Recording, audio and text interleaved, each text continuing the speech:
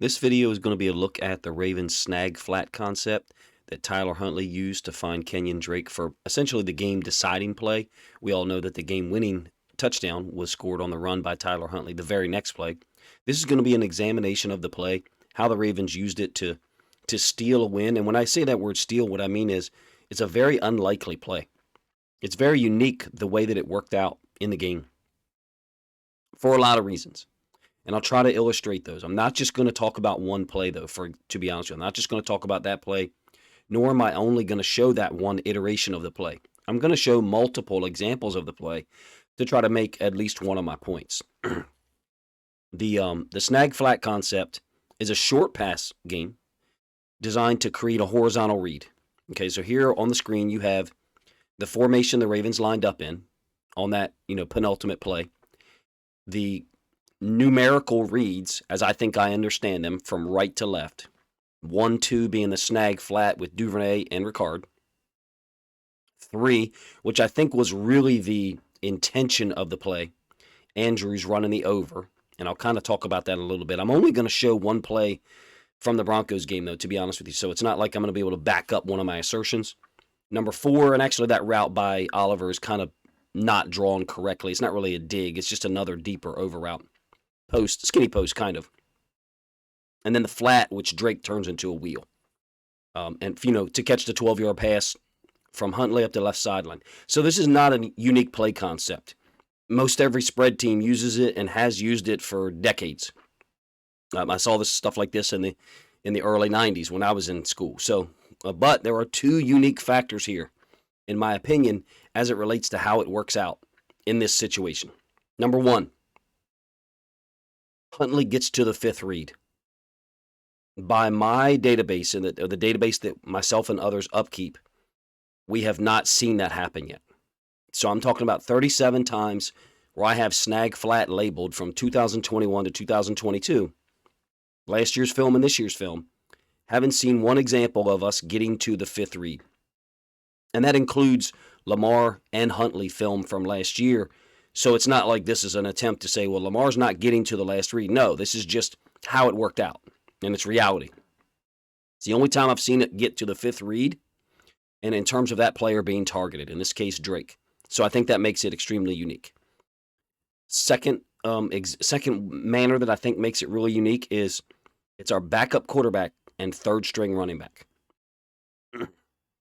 Now, I say third string running back. I mean, if J.K. and Gus are completely healthy, no ACL injuries prior, it's obvious that there are 1 and 2 running backs, or 1A and 1B. It's not meant as a slight to Kenyon Drake. I'm glad we have him, and I'm glad that he'll continue to be active because he can contribute. This is, evidence, number 10 this year that Kenyon Drake can contribute in big moments. But our backup quarterback making the play in the 60th minute of the game, and connecting with, let's be honest, even the guys that we have on the field right now, he would be the third option to throw the ball to, I guess, in terms of hierarchy of skills behind Andrews and Duve. I guess maybe you could say 2 on the, behind Andrews, with Duve being third. That's fine. But in any case, on the progression of the play, he's the 5th read. Seems exceedingly rare to me, or unique. We're going to get to the film now. My lead-in was a little longer than I want it to be. Exceedingly unique and rare to me, the way this worked out. I am going to break this play down a little bit in the beginning, and then come back to it at the end after showing film from the last 2 years. An amazing job by Huntley and also by Drake to make himself available over top of the flat player. It ends up really looking like cover 3. I mean, it's really what it ends up looking like. With the safety down here, Simmons, inserting into the curl flat area. And this linebacker, but sometimes it's just how the routes were distributed. And then, your other underneath droppers, there's your 4 underneath droppers. It really just ends up looking like cover 3 with this guy being the curl flat player. And he's going to advance too far on the flat route by Drake. Or swing, flare, whatever you want to call it. And when Huntley pump fakes, that's it. He jumps it. It's over. Unbelievable play. For multiple reasons. We needed a play like that. You guys are going to hear me flipping through papers. My apologies. It just really goes to show, if you ask me, that there's multiple guys in the NFL who can make plays across the league and deserve respect that fans and commentators rarely give them. And this is an example of two unheralded players, generally across the league, making a play that essentially decided the game. All right, let's look at some 2021 film of us running snag flat. There's the snag flat down the bottom of the screen, and Andrews running the over, just pretty much just like the route I just showed you, except Freeman is the guy who's going to catch the ball on the route against the Broncos. That was Ricard. Same concept later on. You can run it with an RPO in a compressed formation, meaning everyone is tightly aligned there. But as you watch this, just keep track of how many times have we even gotten to this over route. Now, in this case, it's being run by Boykin last year. This is the one that Marquise Brown catches. I don't know if they called this in the end zone. I can't exactly remember this play. You guys let me know who have a better memory than I do. But you can see that most of the time it's thrown to the snag flat. In this case, Ricard is running out into the flats. Marquise Brown's making himself available. Anthony Barr, who's now on the Cowboys, just hasn't found the right slot to fit in, and Lamar is able to find Marquise Brown. It hits different teams differently. You can run it with the RPO out of the shotgun and a wider formation, so this is not compressed now like the last one that I showed you. With more space, fake to the running back, just throw it out in the flats. But again, that's the initial or primary read, is the flat route or the snag, 1 and 2. Whatever order you want to give it, the snag 1, the flat 2, the flat 1, the snag 2. Seen it both ways. In this case, being as it's an RPO, it's predicated on this edge player going with the running back Freeman, and now there's numbers out here, out in space to the field. 22-yard gain to Marquise Brown. Huntley running the same concept last year. Snag flat to the top of the screen. Occasionally, sometimes, and you'll get the end zone angle here in a moment, you'll see that we're targeting Andrews first. Andrews is on the over route. He's spot shadowed down here at the bottom. Now, in this case, I think Huntley looks to the snag flat, comes back to Andrews. I think that route might have been there against the Broncos for real. A little bit later than maybe, the intention of the play, because it is a quick hitter. You can watch Huntley's face mask here. Yeah, he's definitely looking to the snag flat first. He's definitely looking over here first. Now, it also might be an attempt to look someone off. But if you're looking in this direction, and like, for example, Savage, he's got Andrews running over the middle anyway. So there's two keys for him to move in that direction. One, Huntley's vision. You know what I mean? It's not like Huntley's looking this way to then throw to Andrews back in the opposite direction. If you're saying he's looking people off, he's not looking anyone off when he's looking in the direction that he's eventually going to throw. Excuse me, working on a little bit of a cold, obviously. Big gain, like 44 yards. Same game. You can run it behind motion, and the Ravens have. This is the more rarely used iteration of it, where we're running the motion away from the snag flat. So what I mean is you've got Andrews running the flats, Marquise Brown running the snag, the little stop, hook, whatever. And then the motion's going away from that, originating from the side that we target. This one is rarely seen, rarely used. I actually really like it because it trips into the boundary. You can see how it forces them to adapt to the motion. Maybe even roll the secondary. Look at this player here, bounce back inside, which most teams will do. And now they got an issue with defending the flat route, so he's gone. And it opens up that area right there, which is essentially the area that strong safety or that nickel would have been was lined up in a moment before. Short gain, 5 yards. So snag flat, you guys got it, right? Flat route, snag concept. Sometimes we throw the over, which in this case you see Tyler Huntley's looking here, and he's going to throw the snag to Marquise Brown. What do you have developing? I think this is Boyle running the over, this time being covered by a linebacker. So those are the three parts of it. Have you seen anywhere we went to a fourth portion of it? No, you haven't, right? I'm going to get back to a different playlist. Give me 1 second. All right, this is going to be 2022 film. And a third factor that I didn't mention And what makes this an incredibly unique play is the quality of the defense that we were facing in the Broncos. Not only are they, really highly rated in terms of points per game this year for the entire season, but they're the number one red zone defense coming in. So the fact that this play was made in the red zone by Tyler Huntley and Kenyon Drake in the 60th minute of the game is exceedingly rare and unique. And to me, only should allow us to give more credit to Huntley and Drake. All right, 2022 film of us running snag flat. And this is in reverse to what I just showed you. All right, this is a messed up version of it, to be honest with you. I intentionally didn't draw one of the routes. Which one? The snag. All right, this is essentially Andrews normally on the over, but it's Ricard, so he's just sitting it down. There's the flat route. The snag should be coming from over here. This is one of the ones we messed up. I think this is early in the game. I want to say this is the first play of the game, maybe second against the Saints. And we end up with two guys in the same area. Somebody messed this up. Like it was either Duve or Likely. I suspect that Duve was supposed to run a wheel.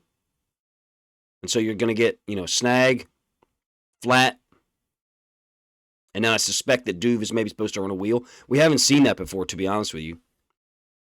I'm just not sure how this happens. And Lamar doesn't, exactly, he knows that someone messed up. If there's a little bit more time, Likely's there. You can see Likely clearing the linebacker. I think it's Demario Davis here, who's moving with Drake in this direction. And you can see that Likely is clearing that, which has happened many times. So Lamar theoretically could hit him, but at this point in time, I think he's got someone that he thinks is, going to give him problems in terms of penetration. So he gets out of there. First or second play of the game, I think. All right, the progression can also vary depending on the quarterback. It's not like Lamar is always looking at Andrews. All right, when you get the snag flat, that's not accurate. So you've got Drake coming out of here. So essentially, he's running the flat route that Ricard ran against the Broncos. And then Demarcus Robinson's running the snag. And Demarcus Robinson's really good at it. Andrews is here. Watch Lamar's helmet. He could also know that it's man, so he just goes straight to Andrews. You guys understand what I'm saying? Like, because the motion has sifted out 45, Lamar knows it's man. So then he may say, all right, well, I'm going to come off of this read, this read in terms of a zone defense, and you'll see an example of it in a moment. And I know it's man, so I'm just going to go to Andrews. That happens sometimes. And sometimes we all, myself included, get judgy, and we're like, we got to stop targeting Andrews so much. Well, A, he is wide open. And B, that could be what he was told in the helmet. So it's the process. The processing of it isn't really the point of this video, but I'm making a side point here in that none of us can get super judgy on where the ball is thrown initially because we don't know what he's thrown in his helmet, but we do know that we used motion to find out the coverage, and then we figured out or we found the guy who was wide open. I think this is an example of how the concept is adaptable to various coverages. Hopefully that makes sense. Another one versus man. Again, Drake motioning out, running to the flats, and Likely is going to be the target. So very similar to what I just described to you. Same play except in the opposite direction. Likely against man. One thing I want to point out too is watch watch Robinson kind of sit his route down and allow Likely to run it underneath of it. I do wonder or suspect if sometimes when it's man, these guys, the tight end, is bringing this under versus if it's zone, they're bringing it here. Hopefully that makes sense. Because it seems like that's the way the routes work out when it's man, like this one and the last one I just showed you, versus zone. Obviously, it's a great play by Likely. We can watch it again in full speed. But even still, all of these routes, all of these passes completed, is either the first, second, or third option on this original play screen that I showed you.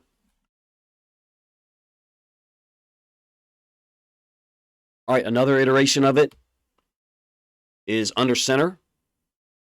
And we've got 4 receivers to one side, 3, I guess, to one side. Bateman runs the snag, Ricard into the flats.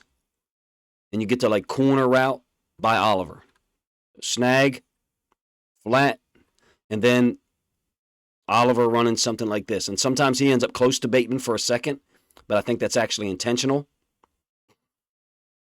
I think he's generally trying to get to the outside shoulder of whatever linebacker shows. Now this I think this is JOK, is intent on going out there with Ricard, so Oliver veers it inside of him.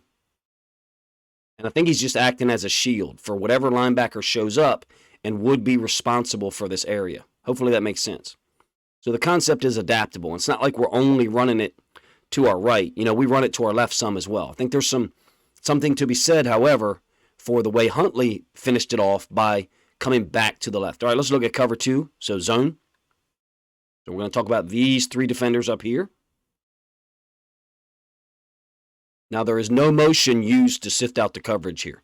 So, whatever Lamar sees pre-snap, he's figured out the coverage, or he's got to figure it out post-snap. I don't know.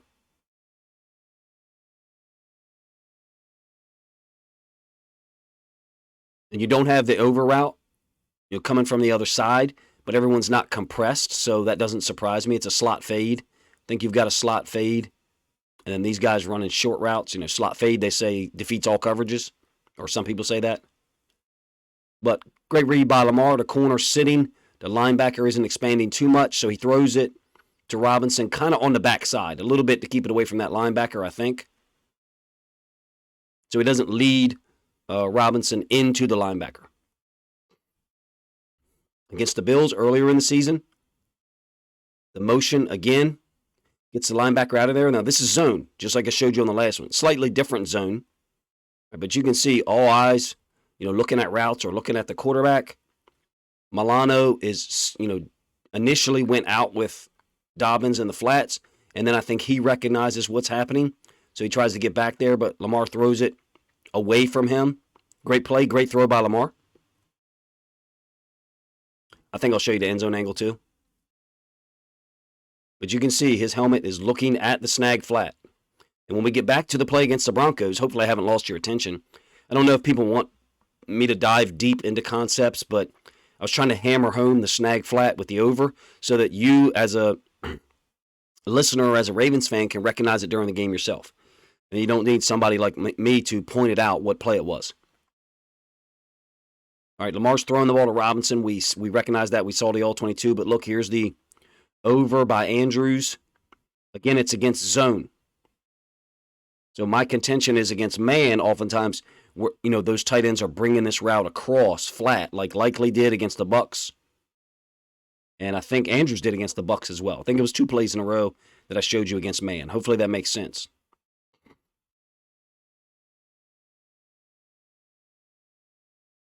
All right, man free, 2-man actually, 2-man. And there's what we get. Drake out into the flats, but he's going to motion out. I'm really interested. I wish I could find out. It's a 3rd and 5 or 3rd and 4. It's 2-man. So this is the linebacker responsible for the running back. And look at Robinson. Expertly getting in his way, but not picking him. He's doing the job, though. He's making him go either over the top or underneath, neither one of which is going to work. And you can see this safety flying down to try to get there. Demarcus Robinson's a pro. And Lamar reads this well. Lamar and Huntley both read it well. I'm going to talk at length about how great a play it is by Huntley, but it very easily could have been made by Lamar, or B, I'll be honest with you, Lamar might have thrown it to Andrews for a touchdown earlier. And I'll try to show it to you, even though I just only got the all-22. So I think you got man here, man, 2 safeties deep, and then Tyrann Mathieu is supposed to be guarding Ricard, who stays in the block. I'll rewind this so you can see it. So I'm really interested. I wish there was a way, maybe there's people smarter than me, if the Ravens know that it's 2-man, do they motion out of there early? Is there some kind of check that Lamar and these guys are running, or if they know that it's man even, that they get the running back out of there early to sift out the linebacker and then, maybe clear out this space. Now, in this case, the linebacker's trailing, so this is easy. It's just easy money. I think there's a scramble here. I think Lamar leaves the pocket a little early, but there's really nobody open so far. You got Davis out in the flats. You got the snag here, which is well defended by the inside linebacker. Oliver. The only thing I would say is if he sits for a moment longer in the pocket, he can get this thing out late, which is essentially Drake's route against the Broncos. Remember, Ricard was here. Boom, Duve is here, right? Andrews running the over, and Drake runs out here and then turns it into a wheel. So Ricard is that option on this play. If Lamar sits for a split second longer, but he thinks he's got pressure, I guess, and takes off. Doesn't get many yards, though. So we've had maybe one opportunity here to get it to that fifth option, but even then, Lamar felt like he was hurried and had to get out of there. Maybe he could have stuck in the pocket for another half second longer. Snag flat to the top side. Great catch by Prochet. Again, we're using motion to go away from it. So the target side is up here. It's a great catch by Prochet against what looks like zone. So as we're getting zone, Andrews is running the over. So there's got to be some kind of way that we're figuring out the coverage. Our guys are figuring out the coverage pre-snap or right as the ball snap. Seems like they're doing a pretty good job of it. I haven't seen us run that under route with the tight end against zone yet. Hopefully I said that in a way to make sense. Certain teams, the flat route really hurts more than others. You're going to get motion away, and then Drake is going to run out into the flats. This one almost went for a touchdown against the Saints. I was shocked that we got 10 out of it. But again, all of these iterations of it, when you got the snag and the flat, we're either hitting one of those two or we're hitting the over. So far, we haven't seen a single example, to my knowledge, where we've hit anything on the backside, 4 or 5 in the progression. Bucks again, and we're going to hit Andrews on the over, I think, for like 22. Lamar clearly looked over here this time. You can see his helmet. He picked up the linebacker. Right now, he's picking up 54. He's picking up 54, vacating that space. So he knows, he could have the snag or he could have the over. So here's one against man where my claim is wrong because we ran the over against man and it hit big. Or this is what we wanted to do. This was the design of the play. Who knows? Great throw, nonetheless. All right, against the Dolphins, this is actually the same exact play as Huntley's throw to Drake. Same exact play. Ricard and Duve down here, and you get the exact same routes. And Lamar hits Andrews. I think this one goes down as a drop. Yeah, I remember that one now. It's been a while. But look, Ricard out in the flats, snag, over concept, and Lamar waits a little longer to throw it than Huntley did. Huntley was already off the read against the Broncos. I think this is the last one I'll show you, and then we'll get back to the Broncos play. Forgive me if this was too in-depth or too much information. Look at Lamar's helmet again. He's on the snag flat first. Looking over here clearly. Comes back to Andrews. Got it. Boom. Great throw. Wow. I'd forgotten how great of a throw that was. All right, back to the Broncos play. So your snag is here. You're flat. You're over. And I think if it's Lamar on the field and he doesn't throw it here, which I don't think he would, I think he's possibly going to throw it to Andrews in this window here, but try to keep it away from Justin Simmons. So I think Lamar might get to 3 and try to fit this in before the safety can get there. I don't think, from what I think of Lamar and what I understand, I don't think he's going to try to throw it like way up here in this area because he understands and recognizes the coverage that the corner is off and this corner would be able to defend it. Hopefully that makes sense. So he's got 1 and 2, 3 for whatever reason. Huntley decided not to throw it. Okay, fine. I'm not sure that he really even considered this an option. To me, that could be like a curl. So what I mean is like over, and then this one like a curl and sit, because you're now granted that would work against this particular coverage because this guy is expanding. I feel like they're really giving away the coverage here though by taking the outside linebacker and having him line up like 3-by-3. Man, this is like going back in time for me. You always tell these outside linebackers in cover 3, like, you can't jump this stuff too soon. You got to wait till the ball is actually thrown. I can't tell you how many times I have coached that with outside linebackers in the cover 3, because if you get beat over the top, it's nobody in this space. Again, that's why I'm calling it cover 3. He jumps it. Huntley pump fakes. Boom. Great play.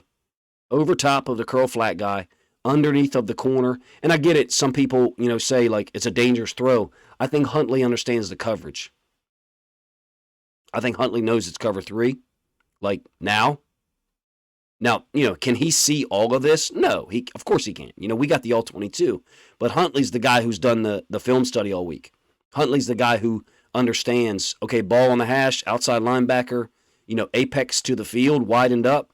The boundary side safety dropping down, that's cover 3. So he's got some kind of mental check that he's running. That it's probably more complicated than that, guys. I'm just giving you an example.